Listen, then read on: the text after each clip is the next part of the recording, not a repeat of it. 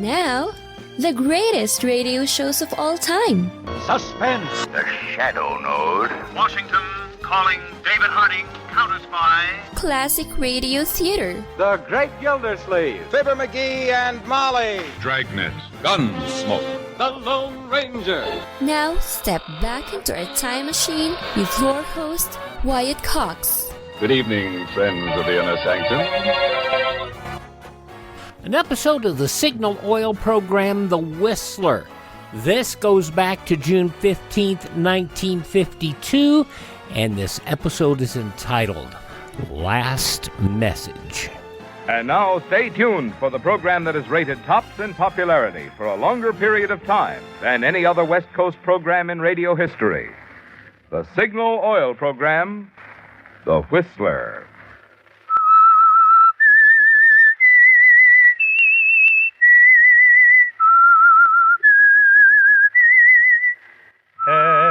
S-I-G-N-A-L.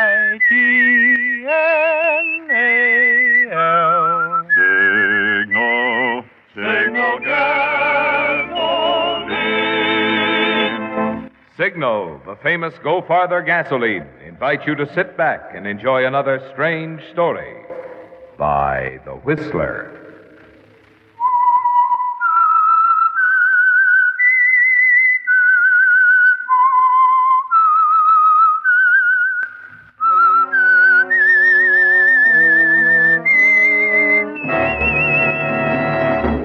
I am the Whistler, and I know many things, for I walk by night. I know many strange tales hidden in the hearts of men and women who have stepped into the shadows. Yes, I know the nameless terrors of which they dare not speak. And now for the Signal Oil Company, The Whistler's strange story. Last Message.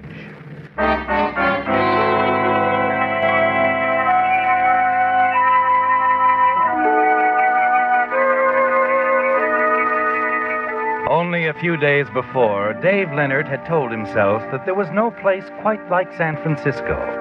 It was thrilling to be a part of it. The hills, the bay, the clanging cable cars. Only a few days before, Dave had been happy with his job, his surroundings, his home, and his wife. And now suddenly that was all changed, wiped away somehow. The city was a frightening place. His job, something that was threatened. His home, his wife, and things that he must give up be put behind him as rapidly as possible, lest they be threatened too. And that was why Dave walked down Geary Street and across Powell to the airline's office. Inside, he approached the ticket window and asked for space on the very next plane for Los Angeles. Here you are. 1346. Thank you. Is the flight on schedule? Will I be able to get away soon? The limousine for the airport will be loading in 20 minutes, Mr. Leonard. Oh. You'll be on your way by, 4:30. 4:30. Good. Hello, Dave. You going somewhere? Yes. No, I don't think that's such a good idea, do you? Would you mind refunding Mr. Leonard's money, please? What? He isn't going anywhere. He's changed his mind. But... Right, Dave? Aren't you staying around so we can talk some more? Yes. Yes, he's right. Forget the whole thing. Whatever you say, sir.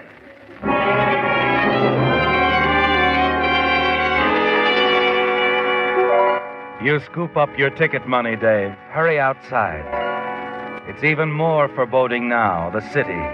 The walls of its tall buildings seem to close in around you, don't they? Because he's back again. Apparently not letting you out of his sight for the past 3 days since he first found you. And now he's falling into step behind you, isn't he? No chance to run away. That's better, Dave. Much better. No use being in a hurry. I've been right with you for the last 3 days. Why don't we stop in here and have a drink, huh? Chat some more. All right. You're calling it.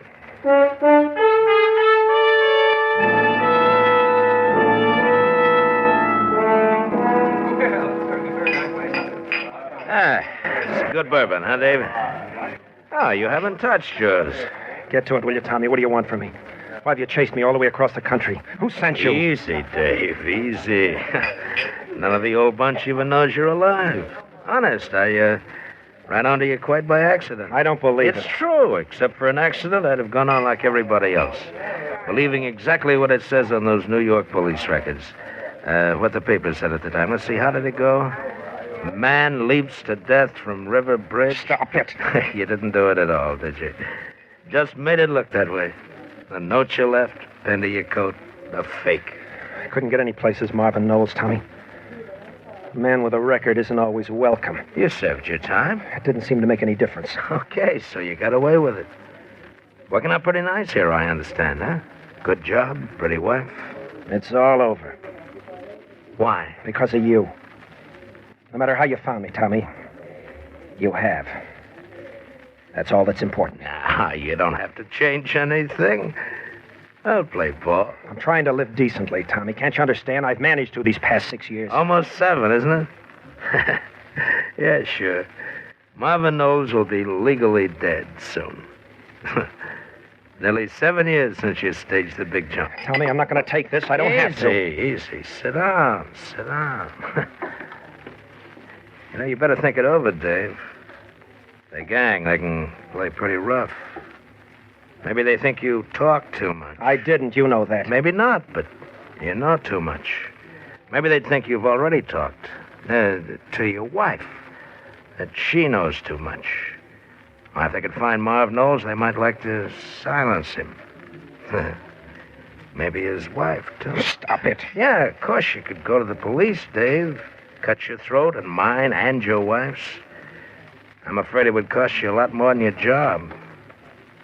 You see what I mean? Yes.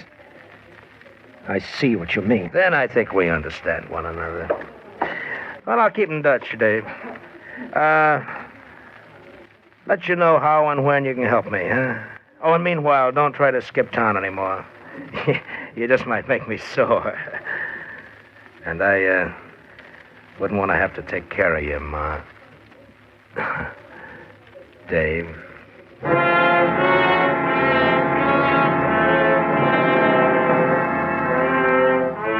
Yes, Dave, it's all changed. In the surprising arrival of one man, your old associate, Tommy Prentice. One man who can ruin your life, strike terror in your heart, cause the old familiar warmth and friendliness of the city you've come to love to turn into a chilled atmosphere of menace and despair. Back at home, you can't even bring yourself to talk about it to the one person who's brought you more comfort and understanding than you'd ever dream possible. Sue, if you don't mind, I don't want to talk anymore. Dave, there's something bothering you. I know it. Something's on your mind. No, there isn't. I'm just tired, that's all. Today, this afternoon, you left the office early, didn't you? You called the office? At 3 o'clock. You hadn't come back from lunch, the girl said. You shouldn't have called. Where were you, Dave? I was detained, a customer. Talked to a customer from noon until after 3? Maybe. What of it?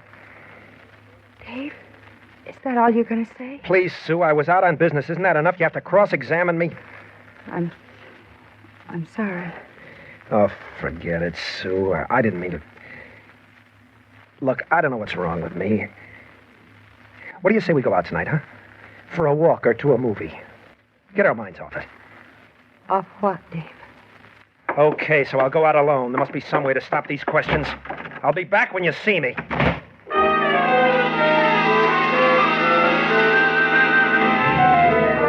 Even as you hurl the words at Sue and rush from the house, you're sorry, aren't you, Dave? But your mind is spinning with confusion, question marks. The hours of walking the streets alone fail to provide an answer. Then as you start toward home again and the dismal sound of the foghorn moans in at you from the waters near Golden Gate Bridge, a thought does occur. A dread final thought, but something that could provide an answer. Another bridge gave you an answer almost 7 years ago, didn't it, Dave? And now with everything you've ever wanted and worked for being threatened, you find yourself thinking of staging another such act. Only this time it would be for Tommy Prentice. And what would appear to everyone as a simple suicide would actually be murder.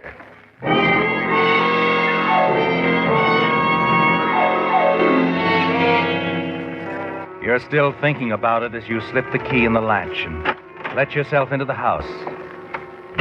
Cross to the bedroom. Dave? Sue, I thought you were asleep. I couldn't. Not with you away. No, don't turn on the light. Sue, I'm sorry about this evening. I didn't mean any of those things I said. I know. Anyway, I'm not mixed up anymore. Everything's clear in my mind. I've been worrying unnecessarily. Everything's going to be all right again. And soon.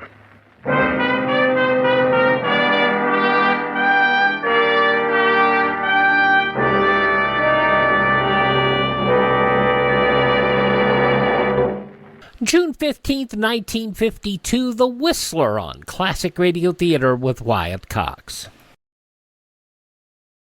Hey gang, just a note to let you know that we've notified all of our radio stations that our final episode of Classic Radio Theater with Wyatt Cox will be broadcast on all of our radio stations on June 30th of 2023. It is not something of your radio station. It's not because you haven't been responsive. It's because my doctors have said I need to take time off, and I need to take a significant time off. I can no longer work 90 hours a week. It's just that simple. So to let you know, listen to the shows, enjoy the shows while you can. Go to our friend Ted at RadioMemories.com. He supplies a lot of shows. And go to our webpage at classicradio.stream and learn how you can build your own classic radio collection. But again, June 30th will end Classic Radio Theater with Wyatt Cox. Thank you for tuning in to Classic Radio Theater with Wyatt Cox. Now more of The Whistler, June 15th, 1952.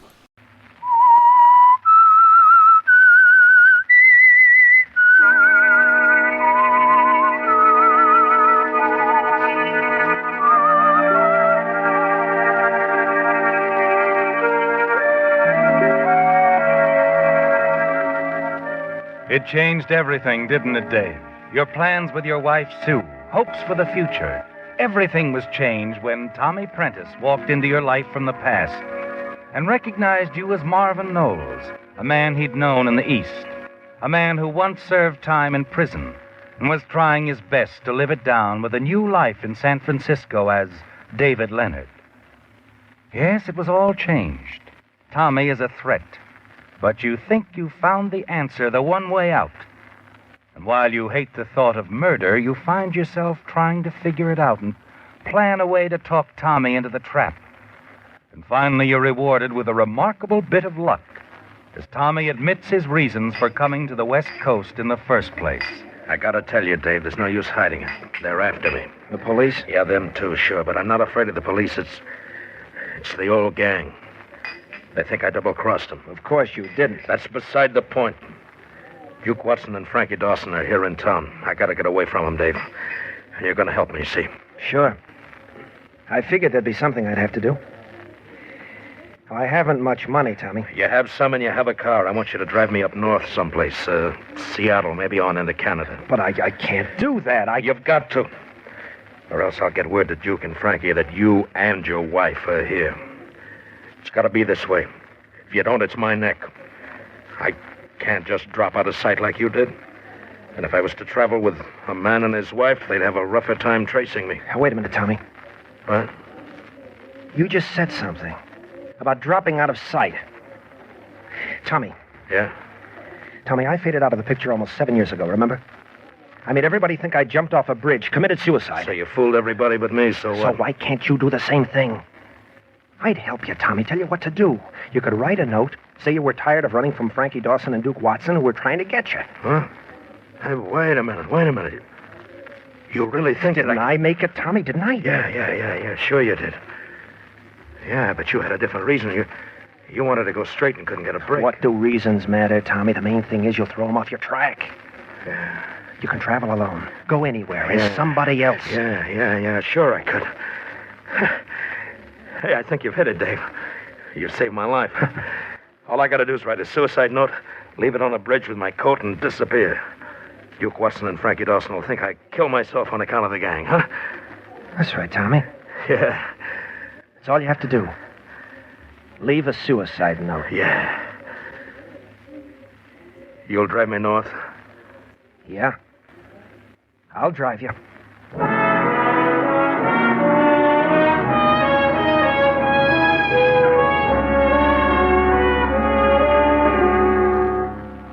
He's fallen into your trap, hasn't he, Dave? Yes, and you're relieved. Yet far from pleased at the thought of what you've decided to do. You don't like to think about it, do you? What you plan to do out there in the fog. The way you'll silence Tommy Prentice. But you can't see any other way. You don't want to kill, but you decide you have to.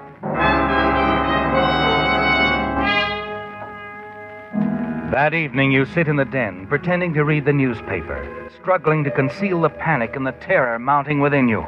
Dave, Yes, Sue? I've been thinking, why don't we run down to Carmel for a few days? It would do us good to get away. I suppose so. We could stay at the inn again. Remember, when was it, 3 years ago? Dave, you're not listening. What's the matter? Matter? Nothing. Something's been on your mind. Something rather serious, I'm afraid. Won't you tell me what it is? Really, Sue, it's nothing at all. We used to be able to talk over our little problems. Sort of iron things out together. Yeah. Dave, I suppose I'm going to sound awfully silly, but... Well, is there someone else? Someone else? A woman. Oh, no, Sue, nothing like that. Darling, how could you ever think that? I didn't really. Sue, there'll never be anyone in my life but you. Never. Dave, darling. But you're right. There is something on my mind. And it is serious. I'm in trouble, Sue. Dave, you... Oh, you haven't done anything again? No, nothing like that. It's just... Well, it's the old routine again. The old gang won't leave me alone. Someone's found out, the old crowd? Yes, Tommy Prentice. I ran into him on the street one day. He found out I changed my name. He found out everything. I see. What's he going to do? He wants money. Well, then give it to him. Give him all we have, and it'll be finished. No, it's not as simple as that. He wouldn't stop there. But if we didn't have any more money He says he just wants me to help him get away, but he'll probably force me to work on a job with him before he gets through. No, Dave, you can't do that. I haven't any choice, Sue. Yes, you have. We'll go away, Dave, far away. They'll never find us. Tommy would find us. So might somebody else from the old gang. Then we'd have to run again. No, Sue, I can't run anymore. I started to the other day. I was going to take a plane and send for you later. That's where I was when you called the office. But it's no use. Please, Dave, we'll leave tonight. Right now. I tell you, it's no use. You know what'll happen if we don't, Dave. One job with Tommy, and then there'll be another and another. Some night I'll be called down to the morgue to identify... Sue, darling. You mustn't ever go back, Dave. You can't go back. But running away, it's just no good. It wouldn't work. It's our best chance, darling. Going somewhere else. What else can we do? What else? Yes. How else can you be rid of this man? There is a way. I've thought it all out. A very simple way. What? Oh, no. No, Dave, you couldn't do anything like that. You couldn't. No, I guess not. I guess I couldn't kill him. Even if I could get away with it. All right, sure. We'll run again.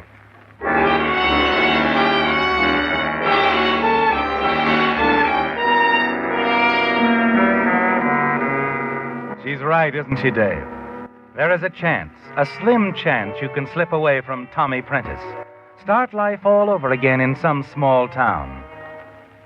While you finish packing, Sue hurries down to the garage and drives your car around to the alley back of your apartment house. When she returns, you're ready. You pick up the suitcases and start for the door. Oh, hiya, Sue, Dave. I was just going to knock. Come on over. We're having a little party. Oh, Brad, hello. Yeah. We were just leaving. We're driving to Carmel. Yeah. We want to make it before midnight. Well, Dave, old boy, you got lots of time. Now, come on, just one drink for the road. Come on. Brad, a rain check. It's terribly important that we leave right now. We can't explain now, Brad. We'll be back in a few days. Come on, Sue.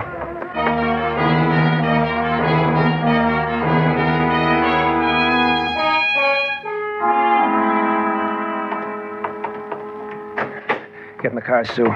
Up with the suitcase and the... Hello, Dave. Tommy. Evening, Mrs. Leonard. I'm sure you are, Mrs. Leonard. You folks going someplace?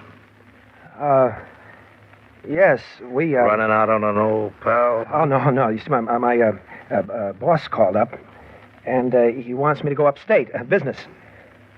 Is that so? Yeah. Uh-huh. So you're going on a little trip, huh? Well, only for a few days. I'll be back in the middle of the week. You'll get in touch with me? That's right. As soon as I get back. I'm going with you, pal. Well, but Tommy... I said I'm going with you. Now get in, both of you. We'll drive by my place and pick up my stuff. Then we'll head north over the Gate Bridge, huh? That bridge stunt you thought of was a great idea.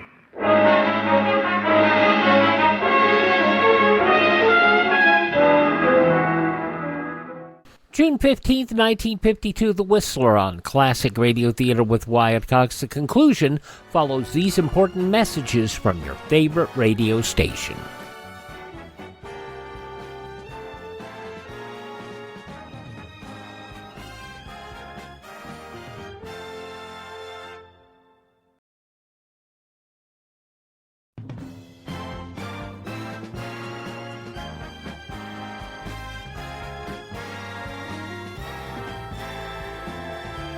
Thanks for tuning in to Classic Radio Theater with Wyatt Cox. Now the conclusion of The Whistler. Last message from June 15th, 1952.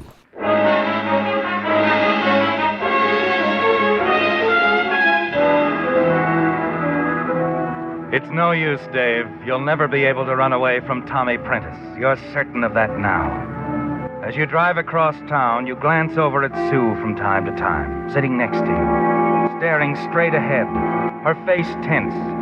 You know she's struggling to hold back a flood of tears. The anger, the hatred within you grows. Hatred for the man in the back seat of your car, and hatred toward yourself for what you've done to Sue. Finally, you bring the car to a stop in front of Tommy's boarding house.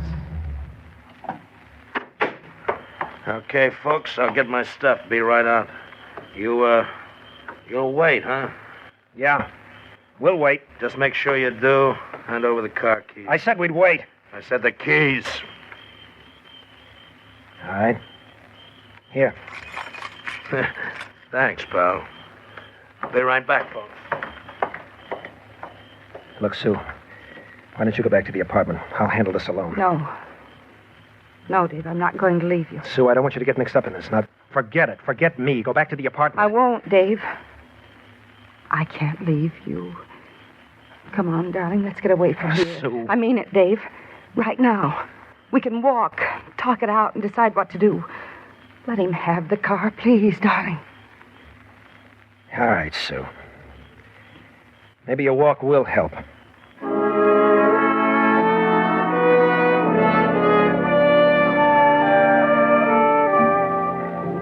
You wander along the streets. Sue clings tightly to your arm. And somehow the two of you talk it out, don't you, Dave? Yes, you walk for hours trying to make up your mind. And finally, quite late, you begin to come to a decision. We'll go to the police, Dave.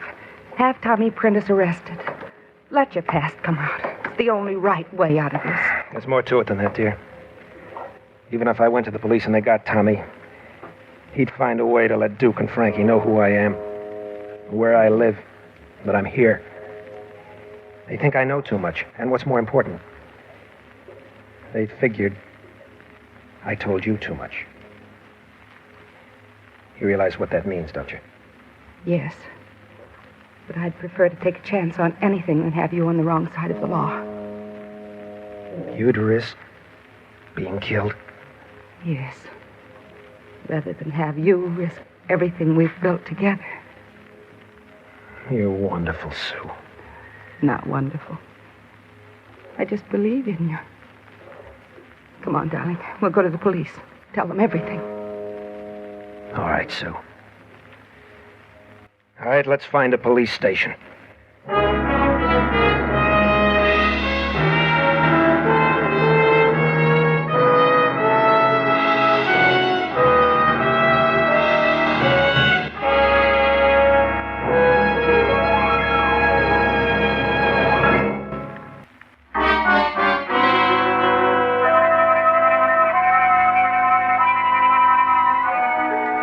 You've made your decision, haven't you, Dave? Yes, you can't run from the past, from Tommy Prentice. And you can't kill him either. So you're going to the police. You're going to tell them everything. Tell them about your fake suicide in New York 7 years ago, that you're not David Leonard, but an ex-convict named Marvin Knowles. You're certain it will mean the end of everything for you and your wife, Sue. But you've made up your mind there's nothing else you can do. And now, after hours of walking along the city streets and talking things out, the two of you step into a police station and approach the officer at the desk. Sergeant? Oh, what can I do for you, sir? My name is David Leonard. Well, that is, since I arrived in San Francisco... Leonard? Oh, yes, David Leonard. Yeah. Got the report right here. Stolen car. I hope you had that insured, Mr. Leonard. What? It's pretty badly smashed up, I'm afraid. Well, I don't understand. Well, it happens there was quite a gun battle over in the Mission District. A couple of strong-arm boys tried to kill a man by the name of Tommy Prentice, who was driving your car. Dave. I guess he must have stolen it. Anyway, he wrecked the car trying to get away from those strong-arm boys. Did they get away? No, we caught him. Block away from the shooting. A couple of hoods from back east, Frankie Dawson and Duke Watson. What about the man that stole my car? Prentice. Prentice? Died on the way to the emergency hospital. Prentice is dead? Yes, ma'am. And your husband's car is a wreck. I'm awful sorry. Oh, it's all right. We don't mind the car. No. No, we can always get another car. The funny thing about those guys trying to kill Prentice, they didn't know he was going to commit suicide anyway. They'd have avoided a murder rap if they had. Suicide? Yeah. Had a note in his pocket. Figured on jumping off the bridge. Said he was tired of running from those hoods.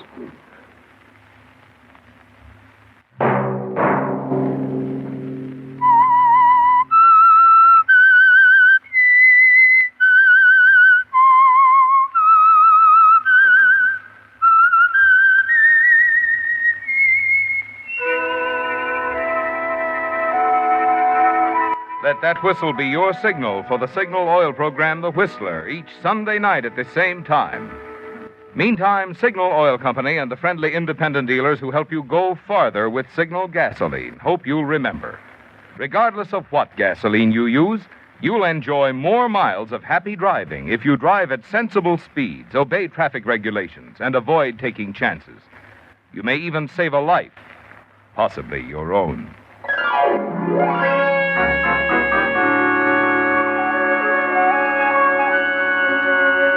Featured in tonight's story were Bill Foreman as the Whistler, David Ellis, Virginia Gregg, Bill Conrad, and Larry Dobkin. The Whistler was produced and directed by George W. Allen, with story by Joel Malone, music by Wilbur Hatch, and was transmitted overseas by the Armed Forces Radio Service. The Whistler was entirely fictional, and all characters portrayed on The Whistler are also fictional. Any similarity of names or resemblance to persons living or dead is purely coincidental. June 15th, 1952, The Whistler on Classic Radio Theater with Wyatt Cox.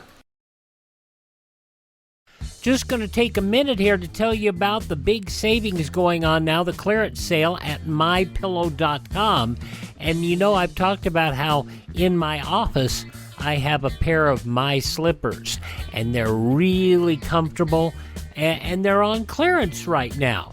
The MyPillow.com slippers, $25 a pair, limit 10. And I would buy 3 or 4 more pairs. Unfortunately, they're out of my size. They also have sheets, pillowcases, clothing items, all on special right now. Go to mypillow.com, click on the clearance tab at the top of the page, use my promo code Wyatt, or call 1-800-928-4715. Limited sizes remaining in the MyPillow slippers, limited colors on other items. MyPillow.com, clearance tab, promo code Wyatt, 1-800-928-4715.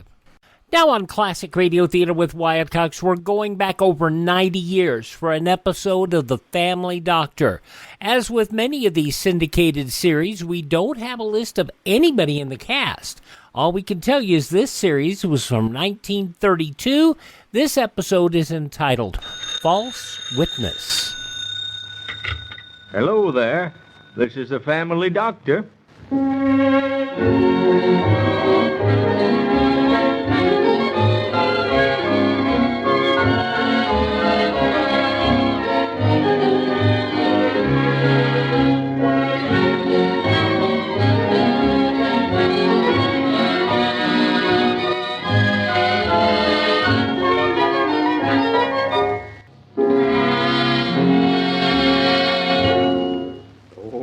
You'll be all right, Hank. Just you keep away from hornets after this.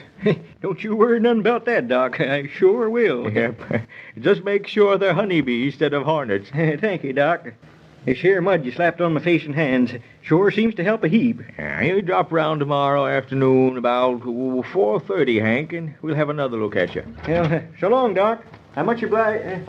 Oh, hello there, Mattie. Good morning, Mr. Hazen. Good morning, Dr. Adams. Good morning, Mattie. You next, are you? Well, I think I am. I should be. I've been waiting long enough. Well, come on in. Sit down in that big chair. Hank Hazen's had a little trouble with his bees. He don't see as good as he used to. Appears to me as how he'd see better if he weren't so vain. Verily, every man at his best state is altogether vanity. Selah, that's what the good book says. It does, eh? Doesn't say nothing about the women, eh? Not in that passage, it don't. Well, vain, eh? How do you figure out that Hank's vain, Mattie? Well, he won't wear them spectacles, the gold-rimmed ones that you sent away for him for. Says folks will think he's getting decrepit. Why, it's getting so he can't even read the court records he wrecked. You and Hank had another falling out? Well, what if we have? That's our business, ain't it? And nobody else's. Yeah, that's right. You're absolutely correct. Well, Mattie, what's the trouble this time? Oh, Dr. Adams, that misery's come back in my neck and shoulder again. It has, eh? What you been eating? Just what you told me. Half a lemon and hot water in the morning, an apple and some celery at noon, and meat and potatoes just once a day. That's all, and nothing more. Nothing more? Well, I did go to the sociable last Wednesday. What'd you eat there? Well, of course, I had to enter into the festivities, like. Oh, yes, and, of course. Well, they had some of Mrs. Phillips's lamb and curry. Uh-huh. And some of Mrs. Rankin's splendid watermelon pickle. Uh-huh. And some of Mrs. Mason's fresh homemade strawberry ice cream. And, of course, I took one of my angel food cakes with the boiled icing, you know, Dr. Adams. The kind you like so well. Yeah, I know. But you see, Mattie, I don't have any misery in my neck and shoulder. No. Mattie Clark, that's the trouble with you and people like you. You get something the matter with you, then you expect the doctor to fix you up all by himself. Gosh, Jeff Friday, he can't do it, Mattie. Why, the human system just like that automobile of mine sitting out there in Maple Street. I've been driving that automobile for 6 years, and it's as good today as it was the day I bought it. Why? Because I don't go out and put a lot of coal oil and ether in the gas tank. Just 'cause I think it'll be entering into the festivities like. Now, No, Doctor, sorry, Bob. And you can't do it with the human system, neither. No. Well, I'll give you some of these pellets, and then you stop into the drugstore on your way home and get Pete May to give you some more of that same liniment. And then, Mattie Clark, you see that you stay with that diet list I gave you. Well, all right, Dr. Adams, but Oh, look. What's the matter? There she comes. Who? Judge Sam Windsor's girl, Faith. Well, what's so startling about that? Dr. Adams, ain't you heard? No, can't say they have. Why, it's all over town. It swept Cedarton just like the gales of Galilee. Mattie Clark, what are you talking about? Well, you know Faith Windsor's the treasurer of a Sunday school class, the daughters of Naomi? Yes, I heard about that. Well, they were all getting ready for the class picnic next Saturday up to Miller's Lake. And what do you think? I can't. The money's disappeared. What? Yes. All the class funds has just been swept off the face of the earth, so to speak. And I ain't one to carry tales. Oh, of course not. But Just at the same time, Faith Windsor came out with a brand new pink organdy. She wore it to the sociable last Wednesday. Well, hasn't Sam Windsor enough money to buy his daughter a new dress if he wants to? No, of course, if he wants to. Stuff Friday, Matty Clark. What are you trying to say? Well, I ain't one to... Are you trying to say that little Faith Windsor stole that money? Of course, I don't know that she did, but it looks a mighty heap suspicious to me. She had the money to her house, didn't she? The money disappeared from the face of the earth, didn't it? And then she comes out with a new organdy. It isn't true. You're lying, Miss Clark, and you know it. Now, Faith. Well, it's you that started all this terrible talk about me, and not one bit of it's true. Do you hear? Not one bit of it. You know I didn't steal that money, but you've got everybody in Cedarton thinking I did, and someday I'm going to prove I didn't do it. And then you'll see what I did. Well, I never... What's this younger generation a coming to, talking to the elders like we was dumb animals? Well, I think I'd better be getting down to the drugstore. I don't want to delay putting on that liniment. Here's your pellets, Matty. Oh, yes, of course. Thank you, Dr. Adams. I most forgot them. Well, good day, Dr. Adams. Good day, Matty. I hope your misery's better. The one in your neck and shoulders, I mean. Thank you kindly. Good day.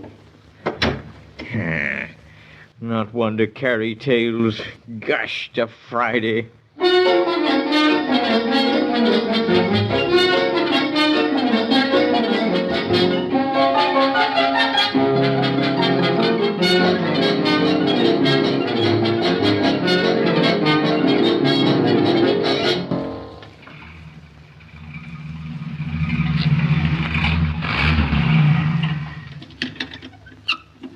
Hello, Doc.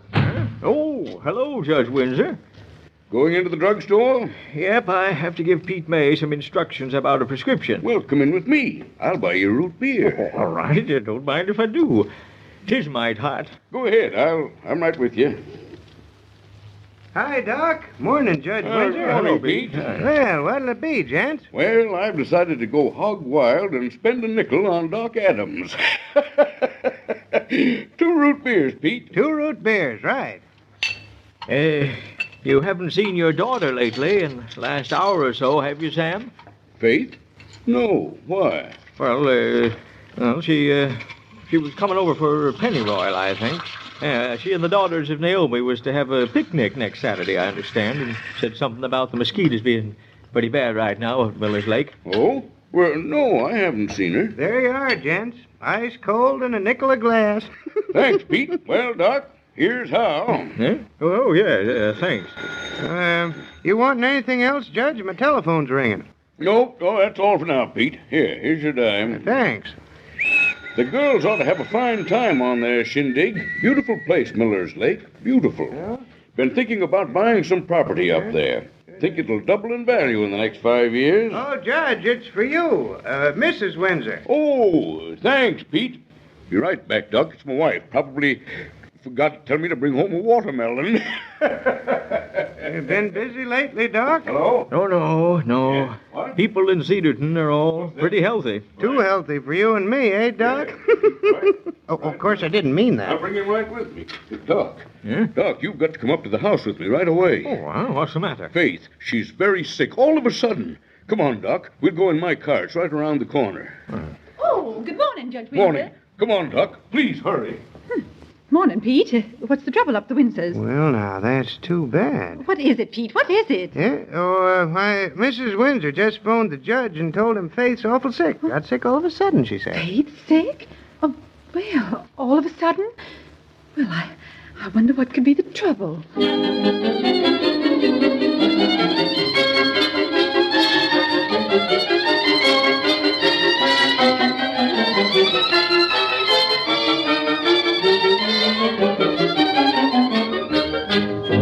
There. Now, that mustard and water and that white of egg did the trick. Yeah. Now, you'll be all right, Faith.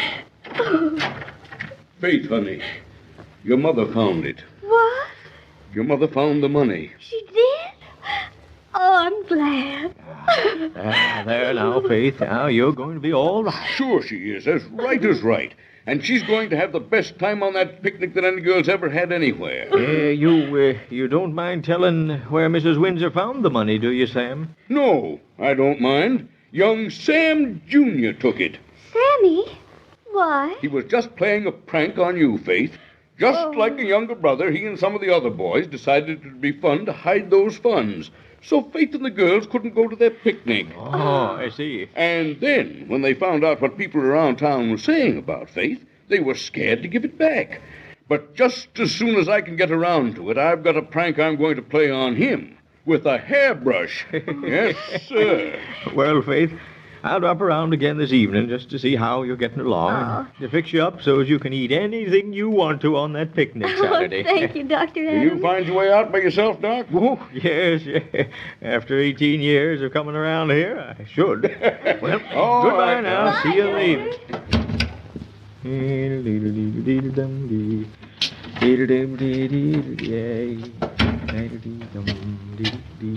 Oh, well, we meet again, Dr. Adams. Oh, yes, Maddie. We meet again. Small world. Dr. Adams, I heard that Faith was ailing. Yeah, she was. She'll be all right now. Anything serious? Well, might have been. She ate some rat poison. Rat poison? Yep. She felt so bad about the gossip that was going on around town. You know, about the money. Oh, yes, the money. They found it, though. They did? Where was it?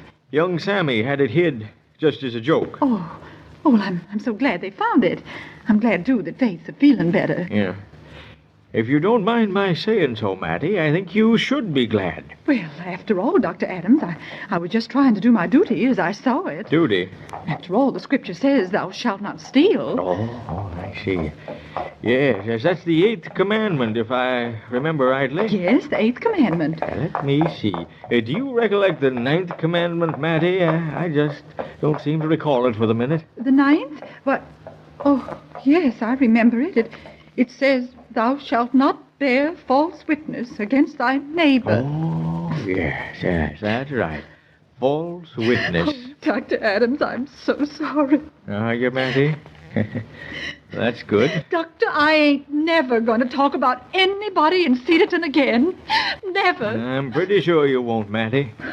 And say, you'd best get on home now. Put some of that liniment on your misery. Yes, Doctor. The one in your neck and shoulder, I mean. I guess the other one will disappear of its own accord.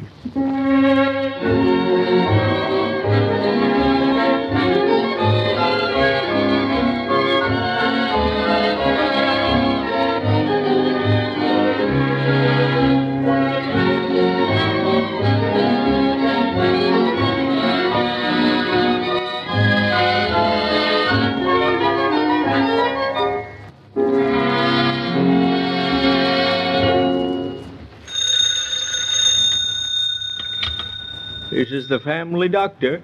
I'll be in to see you again right soon. Goodbye. A sweet little show from 1932, The Family Doctor on Classic Radio Theater with Wyatt Cox. Visit our webpage, classicradio.stream. Stream our shows, learn about building a classic radio collection of your own. You can find our social media links, and you can also buy me a copy. That's at classicradio.stream. That's classicradio.stream. Tell everybody you know the greatest radio shows of all time are right here at this spot on the dial.